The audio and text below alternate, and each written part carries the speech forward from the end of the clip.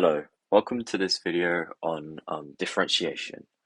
So before we actually start with doing any differentiation, I just want to give like a brief explanation of what differentiation is. So it's under this kind of branch of topic called calculus, which I've written here. So calculus is used in multiple ways. We're gonna cover and look at like the basic versions of calculus. However, in the future, if you carry on to study mathematics or any applied mathematics like statistics, econometrics, or anything like that, or computer science, you can apply calculus into real life practical models, and they're really useful for finding multiple things like the maximum of something, like the maximum of profit, the minimum costs to a shop, or the optimized point on a curve, which can be reflected in computer science. Um, Calculus is not too hard once you understand the basic concepts of it. So there's two main kind of parts to calculus. There's differentiation, which is what we'll be covering today, which is simply taking the power down and then subtracting it by 1. And then integration is the reverse of differentiation. So they basically both work in the same way, but one does it one way and then the other process basically reverses it. So today we'll just obviously be focusing on differentiation. Um, so a function, let's say, I'm assuming you know what a function is. Let's just call it f of x. You can make it g of x, m of x, you can make it y if you wanted, but we'll just call it f of x. So we'll make a function. We'll set f of x equal to, let's see, 2x squared plus 5x minus 15. So here we simply see a quadratic. We know it's a quadratic because the highest power is 2. So you have your equation here, which is a function of f of x. So in order to differentiate, I'll do it first and then I'll explain it. So we would write something. So in this case, we would write f, this little like curl thing, like a speech mark, is called prime. So f prime of x equals 4x plus 5. Now, how did I get that, you're wondering? You're just like, you just pulled out some random numbers out of nowhere. Well, there's just a fairly simple process to this. So we'll break it down one by one. So we'll focus on this one first. Oh God, this one first. And then we'll focus on this one. And then we'll come back to this one last. Okay? So this is the final answer, which is what we're trying to get. So for the first one, the 2x squared bit, so you have your 2 here, and then 2x squared is 2 multiplied by x squared. So this and this are the same thing. So for simple purposes, we'll just keep it as 2x squared. Now, in order to differentiate this guy, what we need to do is look at the power, right? So it's 2 here, and we bring it down to the front of the variable, if you must. So what this now becomes is 2 times 2, and then what you need to remember with the squared, or to the power of 2, is you subtract it by 1. So we have x 2 minus 1, because you're differentiating, you subtract the power by 1, no matter what. So if this was 3 here, you would subtract it by 1. If it was a third, you again subtract it by 1. That rule stays exactly the same. So here we have 2 times 2x to the power of 2 minus 1. Now we can obviously simplify this, so 2 times 2 is obviously 4. So this equals 4x to the power of 2 minus 1. 2 minus 1 is 1. So it'd be 1 or just 4x, which is how I got 4x over here. Okay, now for 5x, you're wondering, how did I get just 5? Well, let me show you. So, we have your 5x here and your 5x here. In order to differentiate it, we'll just do the same as the above. So we know that 5x is the same as 5 times x and then to the power of 1, because here it can't be 0 because anything to the power of 0 equals 1, which is why we know x is to the power of 1. So what do we do here? Well, we do the same as per usual. We take this power, we bring it to the front, and then we multiply it. So, once we do that, we get 1 multiplied by 5x to the power of 1 minus 1. Now, we can also again simplify this. So, you have your 1 times 5, that's just simply equal to 5. Then you have this bit. Now you're wondering, what do I do here? Well, what did I just say about 30 seconds ago? You have your x, right, to the power of 1 minus 1. And 1 minus 1 is just 0. So it's just x to the power of 0. And anything to the power of 0 is just 1. So you have 5 times 1, right? Because you have your 5 from here times the 1, because you brought the power down. And then you have to simplify your x, but your x is just to the power of 0, and that's just 1, which is where we got the 1 here from. So once you've done that, you get your answer is 5. Perfect. Okay, so we have these two variables. Now you're wondering, where did the 15 go here after you've differentiated? Well, let's see. So you have your negative 15. That's it. There's no x in front of it. There's nothing here. Oh, it looks like 150. There's no x here. So, in this case, since there is no x, we'll just do it as minus 15.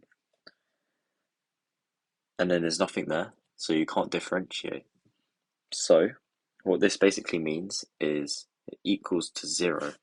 Anything without the variable that you're trying to differentiate will equal to 0. So, in this case, f of x can also be written as, I'll just put it here, f of x. Okay, so I've just written the definition here. So f of x can also be written as y equals. Now, when it's y equals something, when you differentiate, you use dy by dx. Now, this looks like a fraction. It means differentiate. The reason why there's a d in front is because d for differentiate. That's simply why. It honestly does not matter. Just remember that dy by dx or dy over dx, same thing. Just basically means you're differentiating a function of y with respect to x. So let's say, for example, with a new example, we say that y equals 15x squared plus 7x minus m plus 2. So when we differentiate here, we have dy, because our function is y, by dx, because we are trying to find the differential or derivative of x. So here the answer would simply be 30x, because of this variable, you bring down the power and then subtract 1 from the power, plus 7, and then these two become automatically 0. Because as you can see here, there's no x involved, and there's no x involved. It's just m and it's just 2. So they automatically become 0. So you can just ignore them. So, from the example that we've derived from above, and the second example used here, we can say a general formula that for a given function y or f of x, which equals ax to the power of n, when differentiated, so when dy with respect to x, or f prime of x, bearing in mind these two things mean exactly the same thing. So therefore, these two things also mean the same.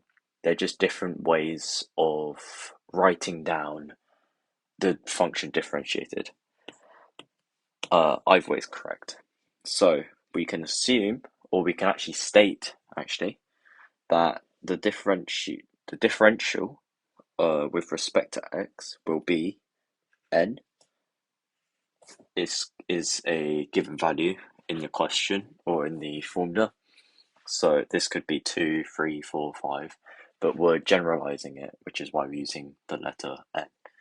So we bring down n, which is where we get n here from, then multiplied by a, which is also another value. It could be 2x, 3x, 4x, 1x, so a could be any of those values, but we're again generalizing it. So you get n multiplied by a multiplied by x. X stays the same because it's to the power of something, so it's just x to the power of n minus 1. Because for all of these, we're just subtracting 1. Again, here is 1. Again, we are subtracting 1. Here, we're subtracting 1. Here, we're subtracting 1. So that's why generally we can say it's to the power of n minus 1. So without all of the multiplications, it will look like n ax to the power of n minus 1. This looks really scary, but if we plug in some numbers, so let's say let a equal 5, right? And let n equal 7. These are just some random numbers that I've picked out of my mind. And we plug these two values back into here, right? And we'll see it's not that bad. So let our y, I'll just use y because it's easier, equal, so a in this circumstance is 5, multiplied by x is just x, to the power of n, which in this case, I'll use a different color, in this case is 7. Okay, so we have our function here, y equals 5x to the power 7. It looks fairly normal now, doesn't it? So all you've got to do when you differentiate is dy with respect to x. The reason why it's dy is because the function name here is y. If it was m, it would be dm. But we're using y here, which is why it's dy with respect to x, because this is our variable. So we have these here, and we want to find the first derivative. This is called the first derivative. Now, once you've done that, we just follow this general rule. So we know that n equals 7 in this circumstance, and n here is 7, so it's just 7. Multiplied by a, our a in this circumstance is 5, so you do multiplied by 5, x obviously stays the same, then n, as we said, is 7, so it'll be 7 minus 1, and then you simplify this, so equals 35, because 7 times 5 is 35, and x to the power of 6. And that is your final answer. This is the simple version of doing differentiation, also known as the first derivative, or finding a function with respect to something else. But they all mean the exact same thing. So if you break it down into the simple general formula, which is nax to the power of n minus 1, you'll be able to solve any simple equation, such as a linear or quadratic, cubic or quartic. So just to be clear, this rule also works with fractions. So I'll do an example right now. So let's say y equals, I use two fractions, so half x to the power of 3 over 2. So in order to differentiate this, so here we have our a, and here we have our n. So a equals a half, n equals 3 over 2. So for dy by dx,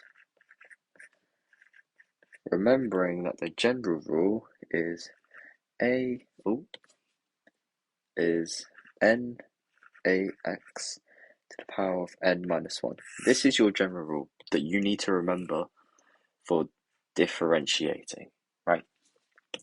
So our answer here will simply be 3 over 2, which is our n, multiplied by a, which is a half here, x, which stays the same, and then the power of 3 over 2 minus 1, which then equals 3 over 4x to the power of 1 over 2. And that is dy by dx.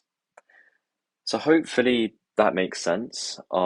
This is obviously just the basics and introduction to differentiation. Hopefully you found it helpful and not too scary by the name calculus, differentiation, and integration. But I hope I see you in the next video and we'll get on to some harder questions.